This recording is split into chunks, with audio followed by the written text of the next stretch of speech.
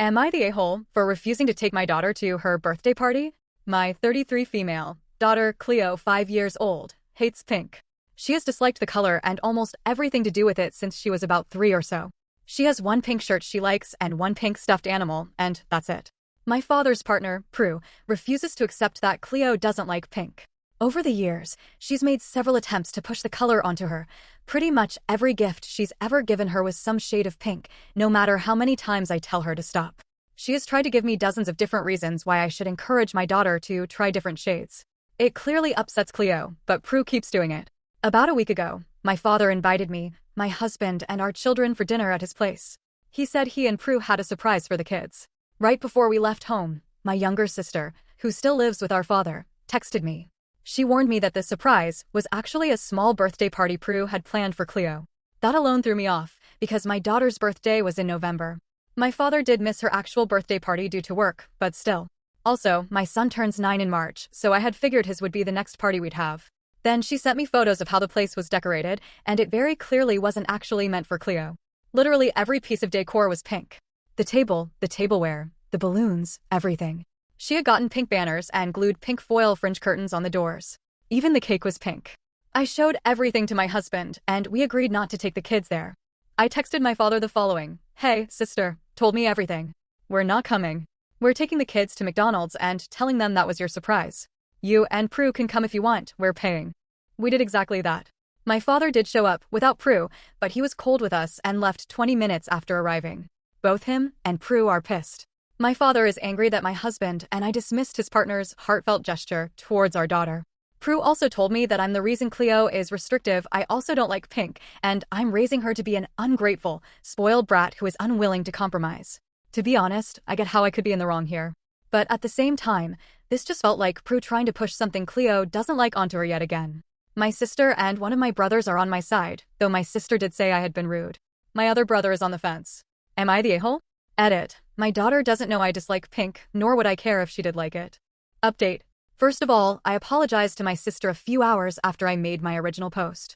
I am very grateful for what she did, but I'll do my best to keep her away from these conflicts moving forward. Thank you to those who defended her. Secondly, I went through your comments with my husband, and our main takeaway was that we did what we had to do to protect Cleo, even if it wasn't what we'd do in most circumstances. Had either of us been surprised with a party decorated with something we openly hated, we would have sucked it up and ignored it. It sucks, but we're adults and it comes with the territory. Cleo, however, is 5 years old.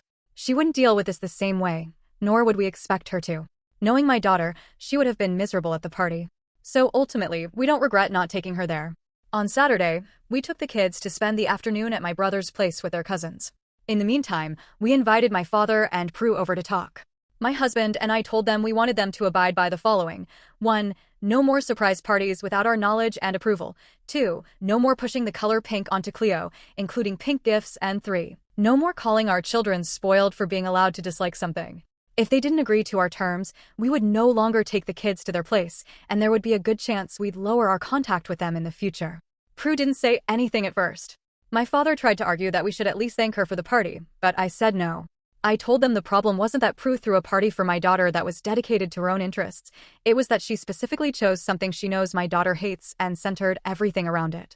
We wouldn't thank her, and we wouldn't apologize. That's when Prue chimed in. She tried to tell us we were raising our daughter to be a brat again. So I asked, "Why are you so insistent on pink?" She didn't answer at first, but then said she knew Cleo did love pink, she just didn't know it yet. And to that I asked, "Would you be this pushy if it was about any other color?" Prue tried to say that didn't matter, but when my husband asked her if she'd care if Cleo hated blue, she said, "She doesn't need to like blue." He replied that she didn't need to like pink either. He told Prue that she had no right to decide what Cleo should and shouldn't like. Cleo hates pink, and if she can't be an adult and respect that, then she doesn't need to be around our children. In the end, my father and Prue agreed to our terms. I'm not confident about her, but I did speak to my father.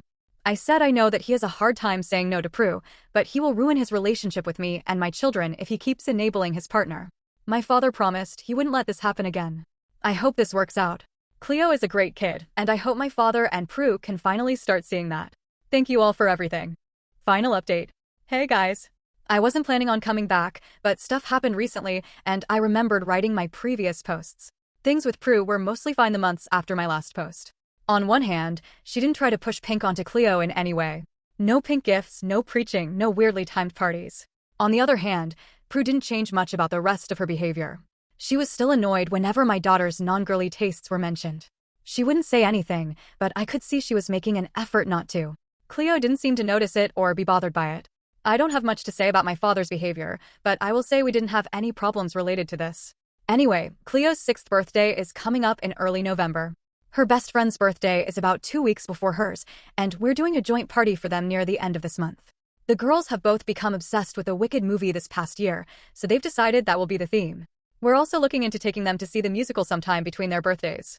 The girls are very excited. Last month, we had dinner with my father, and Cleo started talking about the party. Prue was happy about the theme until Cleo mentioned she's going to wear an Elphaba costume and her friend will dress as Glinda.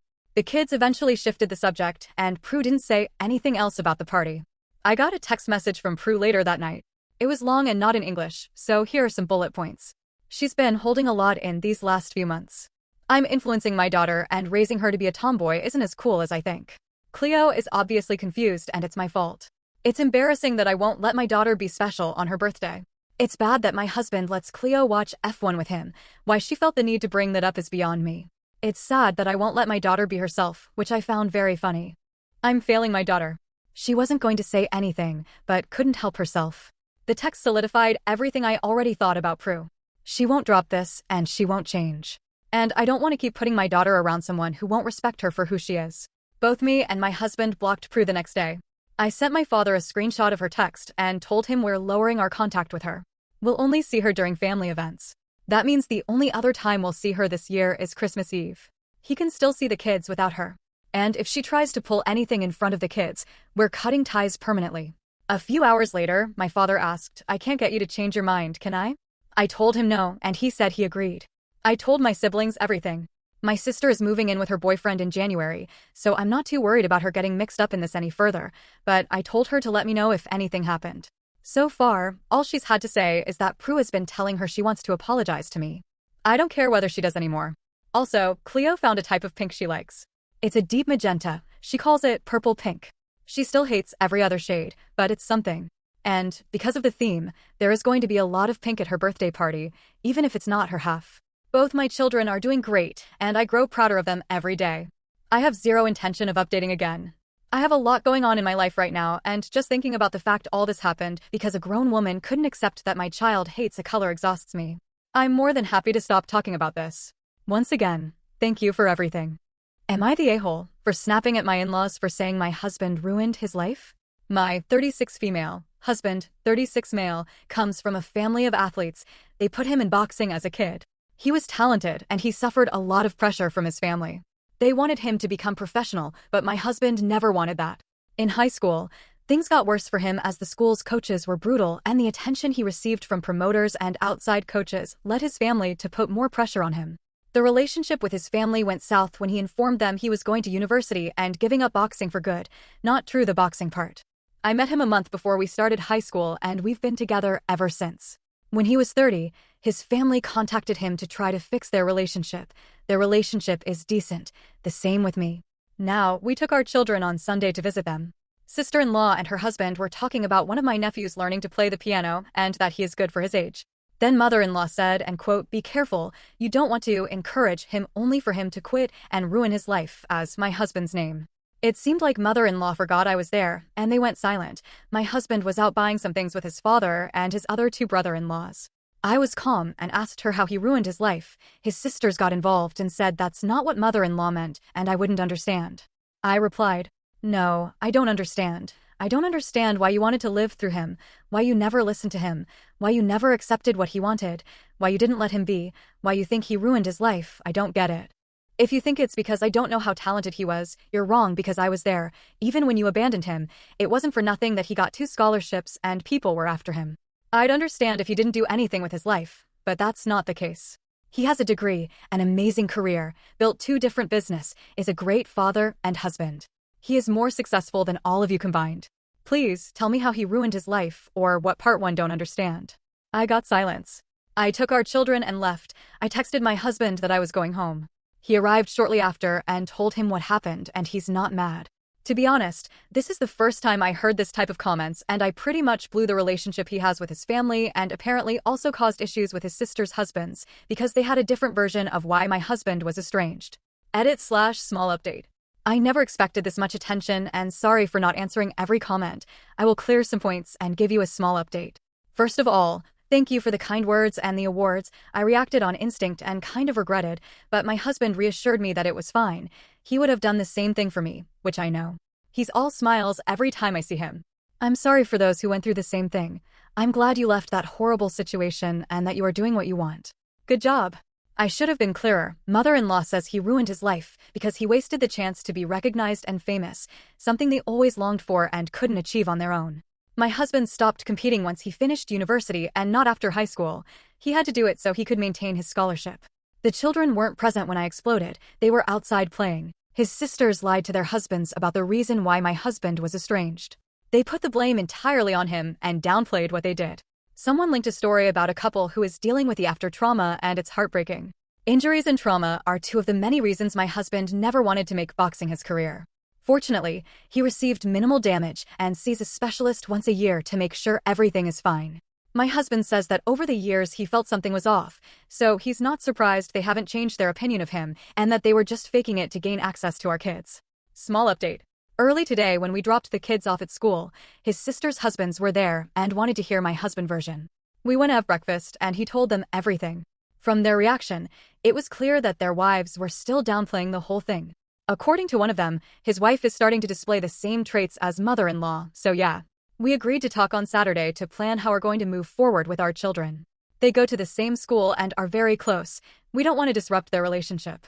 As for his parents, we are going to talk to them on Saturday to let them know how their relationship with our children and us is going to be from now on. Thanks to all of you again. Update. During the week we talked to our kids and asked them, without being obvious, how they have been treated by their grandparents. We got positive responses. They have been treated well, to be clear. We talked to everyone on Sunday, without the kids, and my husband was the one who did the talking. First it was his parents. They tried to apologize, but my husband cut them short. He said that we weren't there for apologies or explanations, but to talk about their new relationship with us. He told them that we are no longer going to take the kids to their house anymore. They will have 2 visits per month and will be supervised by us. They will be the ones who plan the activities, and they have to inform us with enough time so that we can approve them. The only time they will see the kids besides their 2 times is for birthdays and holidays. To keep their opinions of him or me to themselves, as the moment they run their mouths with our kids present, it will be the last time they will see them. And for us, we'll be civil, but that's it. They agreed, and before we left they told us they are separating, to which my husband replied that he doesn't care. The visits and rules are the same regardless of their marital situation. We could split the visits to 1 each, or they could have 2 together, but that's up to them. The visitations will begin after their situation is resolved. Later that day we visited his sisters and their husbands, all gathered in one house. Pretty much the same drill, but he listened to his sister. His sisters apologized and told us that they are going to therapy again. They asked my husband if he was willing to go with them at some point, but he refused. He told them that their relationship is way too broken to mend, that he harbors no ill feeling towards them, and the only thing he will give them is common decency. That is good that they are going to therapy again, and hopes they take it seriously now because their kids and husbands deserve better. With that being said, he proposed that things continue more or less the same. We take our kids to their house or they bring theirs to ours, but with the exceptions of visits from his parents. We explained them the deal with my in-laws, and that my sisters and parents are still willing to maintain the same relationship with the kids, but not so much with them. Any comment from them like the one his mother did and everything will stop. If they have another plan, we could work it out. They all agreed with our plan. For now, everyone is looking to keep things civil for the kids, which I think is a good thing. Anyway, my husband and I draw lines, and we will make sure they don't cross them. That's all for today. Thank you for watching.